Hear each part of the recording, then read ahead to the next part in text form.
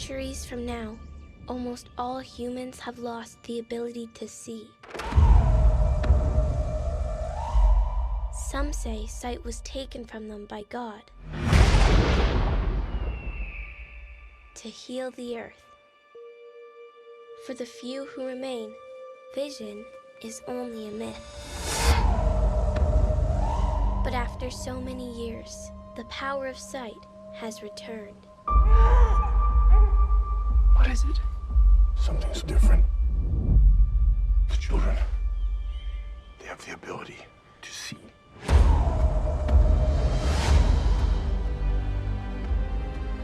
Welcome, everybody. This is a special episode, a new recurring episode of the Salty Nerd Podcast. We were going to be doing full-on reviews of the Apple TV show C, starring Jason Momoa.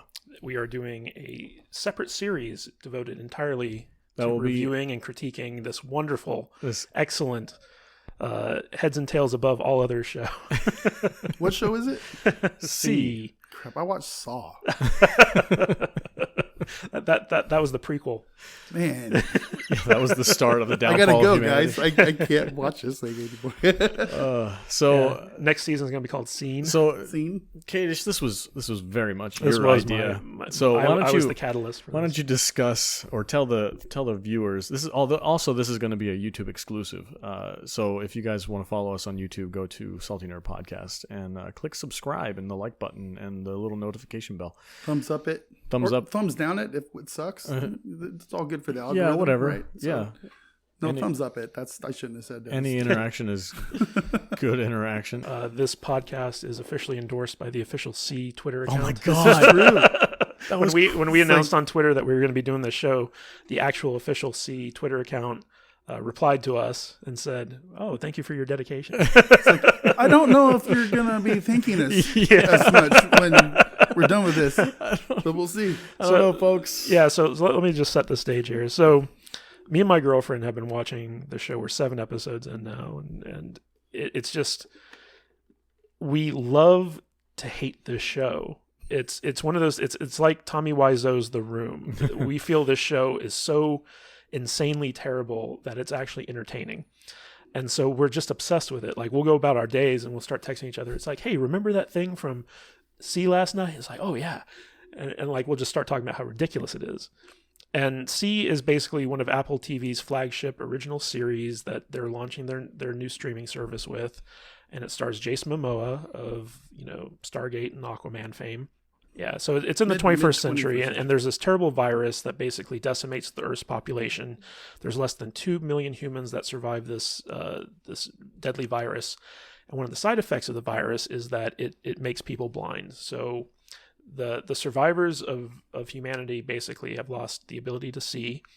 And centuries after this virus decimated the population, we get this story, and it's basically humanity has kind of devolved into a tribal society that's very kind of religious, and because no one can see, these tribes are very kind of scattered about, and it's not easy to connect with other people and stuff like that. So it's tribal fantasy setting where people live in huts and they ride horses and stuff like that. Shacks made out of rubber tires. Yeah, they fight with swords and things of that nature. So let's get right into it. So we kind of get it. The opening scene is the pregnancy, right, or the giving birth to the twins that the MacGuffin of this entire show is based off of. And we see this woman who is in a cave, and she's pregnant and she's going through labor. And there's some stuff happening outside. And it's funny because the first time I watched this episode, I didn't pick up on everything because it's really hard to understand what the characters are saying. You don't know, all the names sound really weird. Well, they're speaking like gibberish, like caveman gibberish. Yeah, and they have all these weird word terms for. Well, I didn't really get gibberish. I just got that they were marbling their words. Yeah. So when I'm watching it, I can't understand what any of the people's names are. So I gave them nicknames because to kind of say their name sounded like this, and this is how I identify with them. Very disrespectful, by the way. Yeah. So for instance, the Jason Momoa character, his name in the show, and I had to turn on the subtitles to find this out. His name is Baba Voss, but I kept hearing Papa Moss. So like I was calling him Papa Moss for like, the first time I watched this episode. So, but I just call him Momoa, Which is correct. essentially. But everyone's name in this, like I have a different name. So, and the tribe that this woman is giving birth into is called the Alkene tribe. Alkene tribe. Yeah, I did a little, just like 30 seconds of research last night, and like so Queen Cain is the queen of this. The very religious and prayerful. We'll and, get and they live in this dam. I was wondering where this show was supposed to be based off, and it turns out it's in Pennsylvania, as far as I can figure out. And you actually found the dam. That the queen. The dam is called Kinzua Dam, and in the show they call it the Kanzua Dam. And it's on the Allegheny River in Pennsylvania, and Alkene. which Alkene tribe, Allegheny tribe, which was the tribe of Indians back there. It's like, so I can see where they're going. What's weird about this show is like they call things like different names. So like for instance, the sun is called the GodFlame. The like skyscrapers are called like the flat mountains. Oh yeah.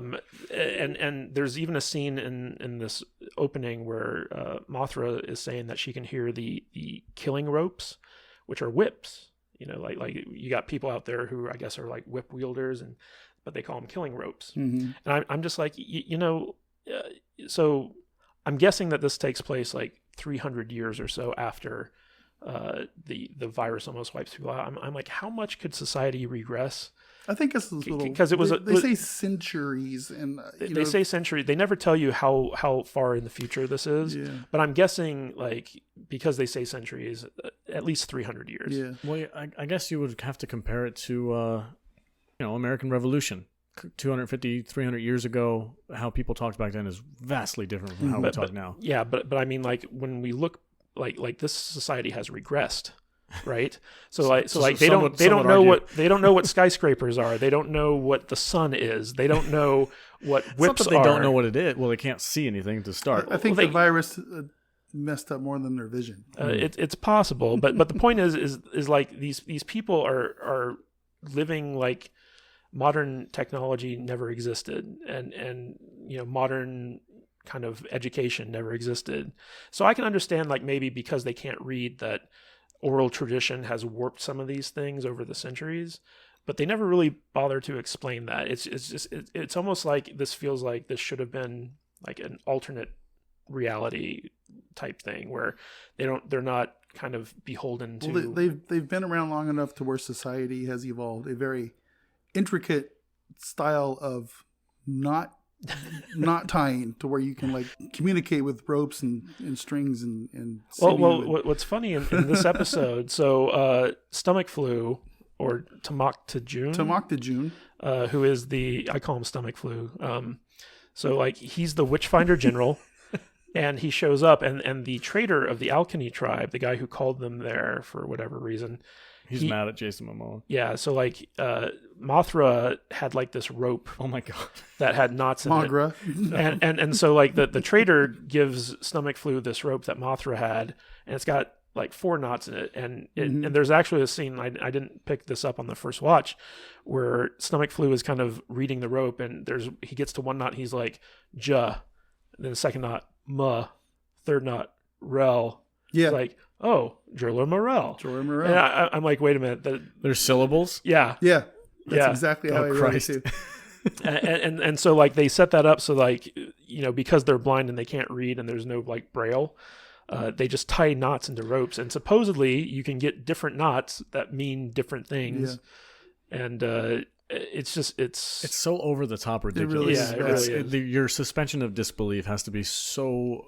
They totally did not think through what a completely blind society would exist as. Like there's so many questions. Basically, they set up wind chimes with a knot string attached to it for directions on a road. It's like, oh, well, there's the wind chimes. Let's walk towards the noise, and then we can. Then, there's a string, and then go 35 miles to the southwest or whatever. I don't know. I'm just making that up. But it's really weird. Yeah. So like the traversal of terrain in this show is mind-boggling, because you basically have an entire army, like the Witchfinder General Army, traversing rough, rocky terrain off trails, Mountains. basically led by dogs. And it's just like, how do they know where they're going? How do they have any semblance of where they're at? How do they not get turned around? Like, we don't see any kind of explanation as to how they're able to make these long treks in the wilderness, especially once the Alkini tribe leaves their village and goes to the quote unquote promised land. They follow the wind chimes. But okay. And they go 30 cycles of the hot spot in the sky. But if you think about a completely blind society, like, how are these people getting food? How are they getting water? Like, they're walking in the dark, going somewhere that they have no idea where they're going. They have no reference as to what's around them.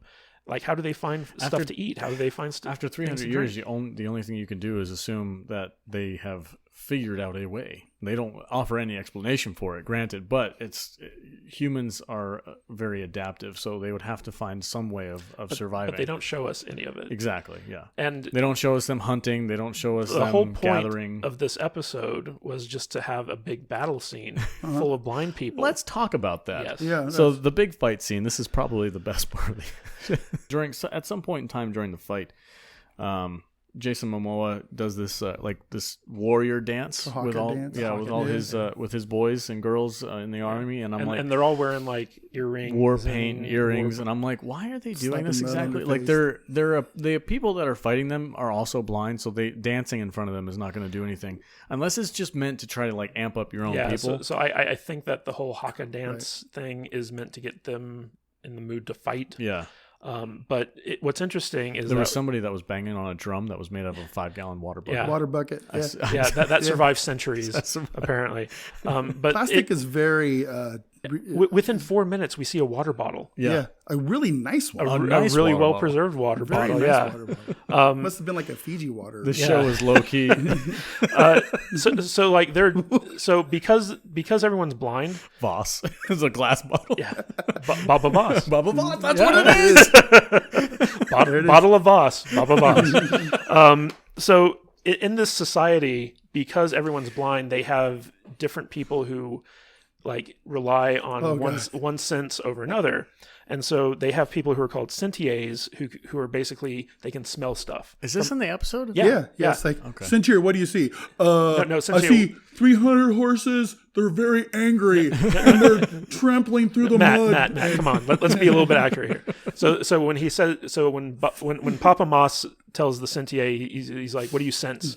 The sentier says, like, I smell the smoke of the briar bush, which is the Witchfinder Army's signature. So like it's funny because the sentier, he actually has extra holes in his nose, like they put like little gauges in there. Serious? Yeah. Oh, which I thought would actually hurt his ability to smell, but apparently in this show it enhances it. But he's able to smell from like miles away the scent of the Witchfinders, and then in addition to that, they have what's called presages, who are empaths, basically. So like the presages, their extrasensory perception is what people feel. Mm-hmm. And so like Papa Moss is like, presage, what do you sense?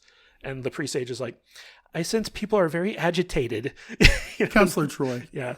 I don't remember any of this. Like from miles away, she's getting the emotions of the Witchfinder They're very army. Angry. Yeah. And basically, the people who can hear stuff from miles away are called Aruas, something like that, Aurors or something. But basically, he's like, Aruas, what do you hear? And they're like, I hear 400 heartbeats. I hear horses stepping out. And this is from miles away. So I did that line came up twice, the 400 heartbeats things. Like, all the horses are 400 heartbeats away. And I'm like, okay, 400 heartbeats. That's not very much. The average person's heartbeat is like 60 to 100 beats per minute. It's like 5 minutes. So I'm like 5 minutes away. And then that happened, right? They're like, how far away are they? 5 minutes away. I'm like, okay, that makes sense.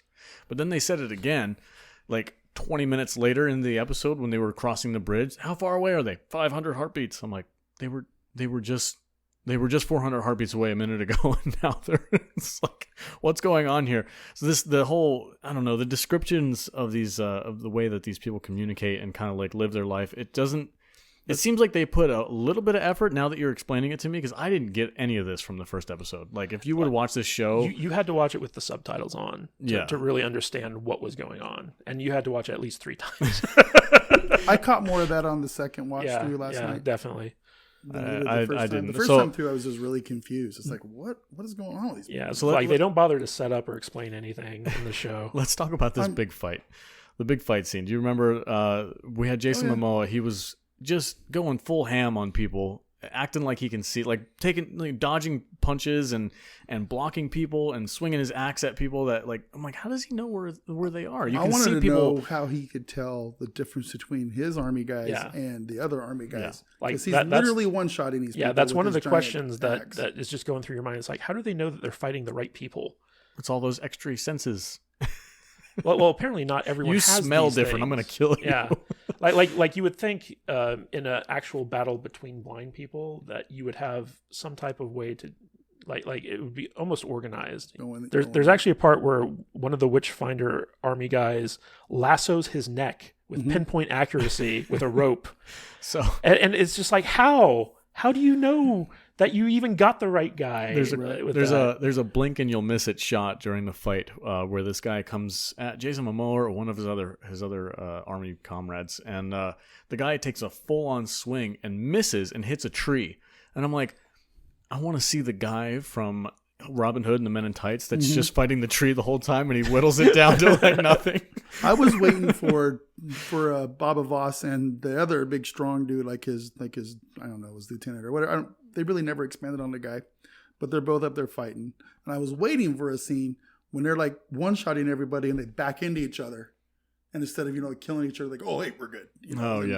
But I don't know. It was so disjointed and weird about how they could tell the bad guys from the good guys and all this stuff. It was strange. But it's like that throughout the entire series where Momoa just has this, like, it's like he can see when he fights.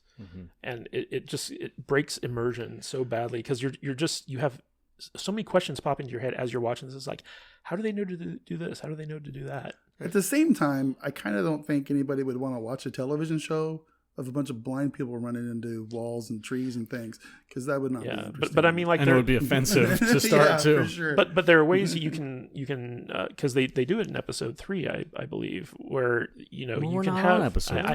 I know, but it shows that they understand that they can stage a fight scene with blind people that's kind of realistic and how it could go. Like, you would think that they would have they would form lines where, like, kind of in the old Roman battle legions where like the lines would clash with each other or something like that. At one point in time, Jason Momoa runs like an ape.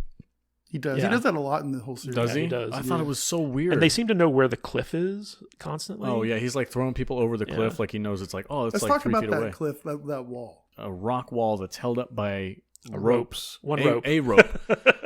But it looks like several ropes, but it is just one, like, it's like a braid of ropes. Yeah, but it's one big thick. It's one rope. trigger rope that just lets the whole thing go. So it begs the question, like, okay, who set that up? Was it Jason Momoa? Well, they did. The Alchemy Village did. Did they say that they built it? Yeah. When Because they, it looked after like- the battle, they go up there and they go, "We released the wall," and they were kind of pissed off at him that they released the wall. Yeah, because it's their like last line of last defense. line of defense. Yeah, and it But probably took them like a generation to build. the whole that, problem right? with that wall is like, if they were like made out of like normal size like river rocks, I wouldn't have an issue.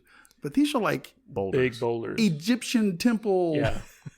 Egyptian pyramid size boulders that are falling down this hill, and there's thousands of them. It's like it was crazy. It's a huge long wall that goes like it disappears into the scenery once when they do the wide And shot. the collapse happens after Jason Momoa one-shots this one rope. That's like Yeah. 18 that's holding inches it up. thick. Yeah. like he literally cuts through it like it's nothing. He does that with the ropes on the bridge too at the end of the episode when they're trying to cut. But the ropes on the bridge, they were just like a single rope each, so I could understand that. But this thing, it's the size of 2 arms. It's got that radius to it. It's huge. It's there's no way they could have cut through that in one strike. Yeah. So this show is so It's very inconsistent. it's not, I don't know about inconsistent, but it's just your suspension of disbelief has to be so out there that you just don't bother asking any questions. But when you're watching the show, you're like, well, how do they do that? And then of course the campiness and the kind of the fighting just seemed very I don't know, Power Ranger ish, kind of like it just didn't. I didn't get sold on the choreography. I mean, like if you were to just watch this fight scene and turn your brain off, it's a pretty decent fight scene. Yeah. It's cool hand-to-hand combat, like sword play, stuff like that. But the minute that you start thinking about it, it falls completely apart. To me, it's just one of those shows that you just have to turn your brain off to watch, and if you can do that, it's gonna be fun. And But every episode is like that. Every second of every episode is like that. It has to be. So basically, the Alka-Seltzer tribe is on this mountaintop where there's only one way to get to the village, and they did that very specifically for protection, which is why they had that wall. But once that wall is gone, they're unprotected, and so the Witchfinder General is going to march the rest of his army up there and basically slaughter the village. And so they were like, "Oh, we're trapped." But plot twist. So the real hero of the story, a character I call Karl Malone, even though his name is Joel Morrell, but I couldn't remember that when I first started watching the show. So it sounded like they were saying Karl Malone to me. So, you know what his name is now, though. Yeah. So anyway, Karl Malone basically dropped off his baby mama at the Alka-Seltzer village and decided that he was going to build a bridge from the Alka-Seltzer village to the land across the river behind it. Yeah, how he was able to do this and get the resources for it, like, no one knows.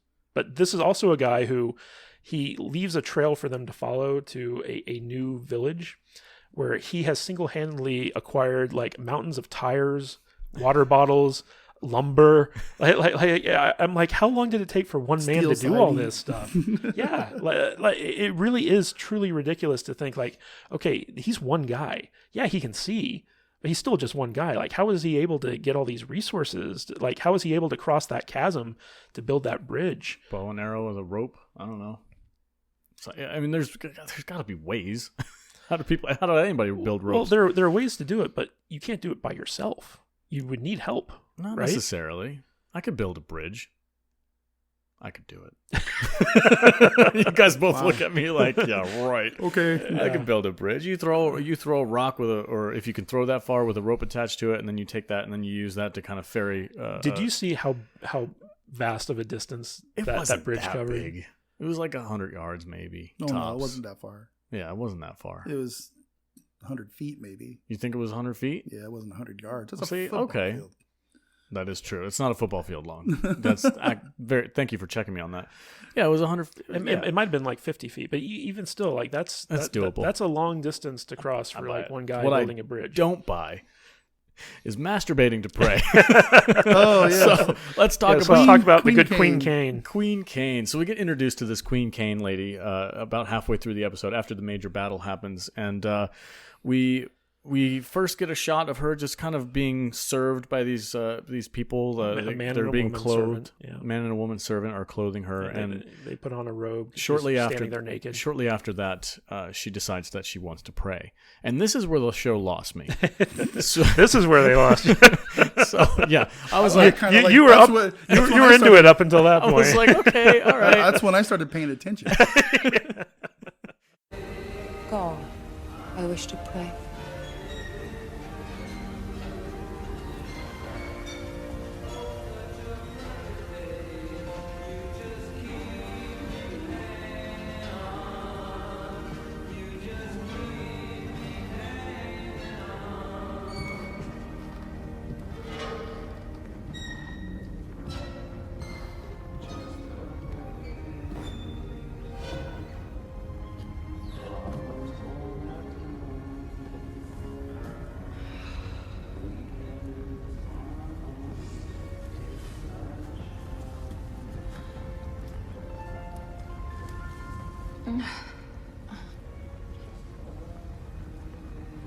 Father, hidden from us, whose power we feel but cannot touch. Your will resides in this holy place. Give us this day your power given by GodFlame and taken from inside the holy river water. Give guidance and clear paths. Condemn those who trespass against us. Give to us flame and smoke. For thine is the darkness, the power, and the glory. Whew. Forever and ever.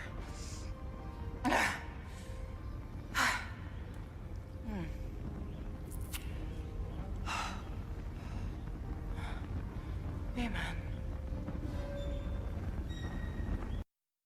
I was like, okay, Jason Momoa is fighting whatever. People are blind. Maybe I'll get into it later. And then we get introduced to Miss Cain here, Queen Cain.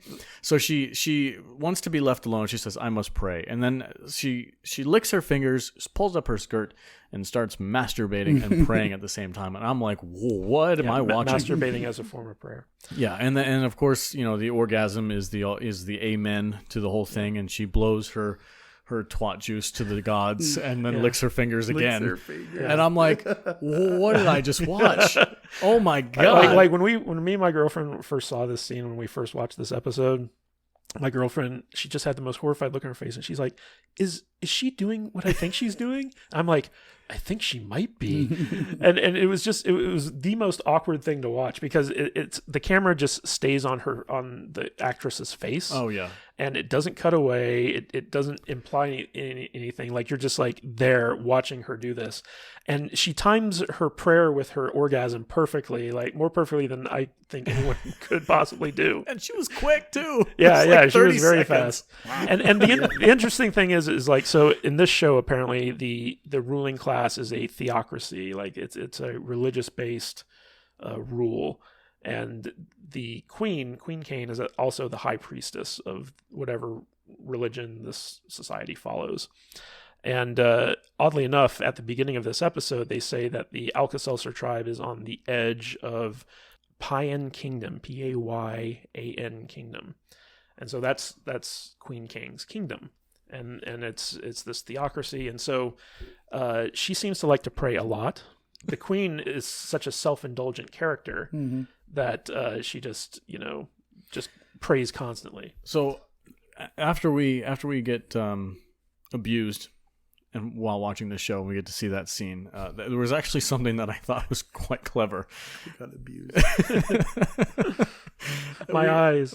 Yeah, I can never unsee. We as viewers got abused by that scene for sure. Wow. There's even worse. I kind of enjoyed it. I'm not gonna lie. There's an even worse prayer scene. I was really bored with the show until that scene. That scene sold me. It's like, I want more of this. Yeah, Matt wanted to go pray after watching that scene. I did. Our Father, who art. Yeah. Stop the sacrilege. I'm sorry, God. That's what I think every time I watch this show. I'm sorry, God. Stealing my line. We get introduced to the High Council of this town, and one of the things that I thought was quite interesting was to kind of in line with the knots on a string way of communicating. They have this whole wall of strings that have tied knots and braids and stuff, and I'm like, oh, that's like their history, mm-hmm. or their laws or something. We don't really get explained what it is, but she walks by and she touches a couple of them, I guess, to kind of remind herself who she is, why she's there, just kind of get her in the mood for discussing politics with these people. But I did notice that she was a character who, from her chamber where she was to this area where they were all going to sit around and talk to each other, these high council people, she had a seeing eye dog. With she had a dog with her that would lead her on her way, and I was like, they need to lean. She's got this bell thing on her finger which announces her presence, which I think is also kind of clever if you're going for that. Kind of explaining the world. It's world not building. clever though. Why they're standing around a fire? Well, the fact that their clothes are colored, like there's a color. So like all the women are wearing these like pink or beige, like frocks and stuff, and all the men are wearing like purple. Why are they dyeing their clothes? How do they know? Like in that scene, the Queen Cain's robe has patterns on it. My girlfriend pointed this out. She's like, why does her robe have patterns?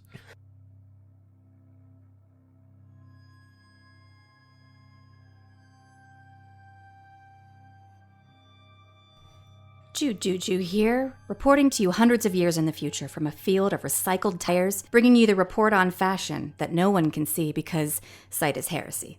We flux back and forth between the fashion of two tribes, the Alkany, a mountain civilization that wear mostly fur and weapons, and the mole people under the dam that are ruled by a devout, masturbating queen. I sat through this episode 3 times. Once as a witch or god, depending on how you view the sighted, no pun intended, and once blind as it was meant to be enjoyed. But how I most appreciated it was when I was blind and deaf.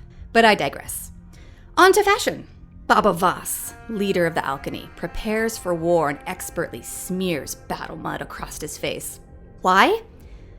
Exactly. Why? All your guesses are valid here. Maybe the smell of it on him intimidates his enemies. Maybe it makes him more invisible to the blind people fighting him. Maybe he just wanted to get in a quick mud mask, because being blind doesn't mean that we forget about our pores, does it? Whatever the reason, it works. He chops down rock walls and bridges with one swing of his axe. He leads his people to a safer land. He marries the pregnant stranger. Baba Voss never misses, except for his bit swimmers. Ladies, he's got built-in birth control. Hashtag no pull-out game strong, am I right? Whew! If I could see, which I can't because sight is heresy, I'd say Baba Voss is one sexy motherfucker. But obviously a way of knowing that because sight is heresy. But my presage tells me that Baba Voss is slinging a full-arm antler armor and slamming down a little let's get hype, we about to battle haka dance. Our boy got swag you don't need eyes to see. Put on your shades, son, because GodFlame is shining down on Baba. Baba Voss? Baba Boss? Looking so good you make me want to burn a witch. We also meet Gether Bax, tribe Tattletale, wearing a very smart sleeveless burlap sack over a long-sleeve burlap sack, and carrying his stolen rope message necklace, which is all the rage with the kids these days. All gussied up for his meet and greet with the Witchfinder. You can tell he put this look together himself. It's screaming all work and no play. It's business time. Snaps to you, Getherbacks, cause if I'm not snapping, baby, how you gonna find me to come for me? Now, as far as the heavy hitters of fashion in Kanzua go, all hail the queen. My aurors tell me Queen Cain wears a lovely crown and feather wig ensemble, a patterned V-neck dress with a hammered metal power belt. They sense great rage and insanity coming from this look. When we first meet our queen, she wears a pale orange sheath to prayer, a royal garment that represents the blood orange, which grows quite well in the humid climate of Kanzua. To create this specific hue, the fabric is dyed in a mixture of fruit juices and blood of heretics, which are all things I made up to give this choice of backstory so that my brain will stop asking me questions like, why am I looking at a colored garment in a society where no one can see? And that's the fashion report. Back to you, salty nerds. Till next time, GodFlame speed.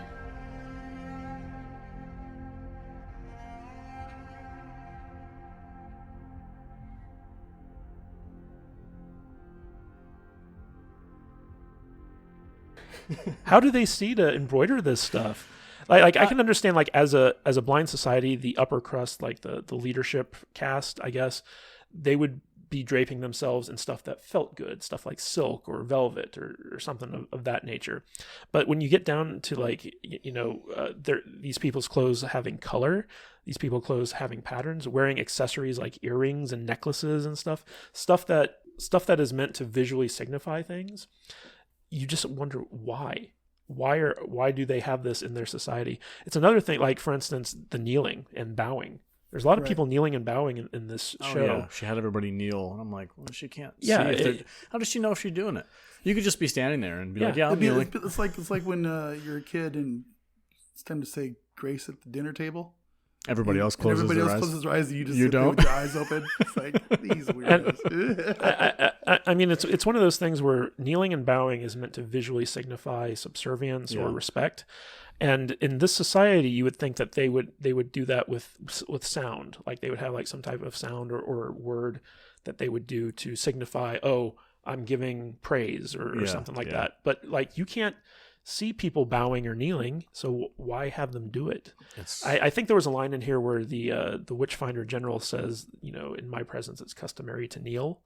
And so like the only justification I can give it is that it's just a custom.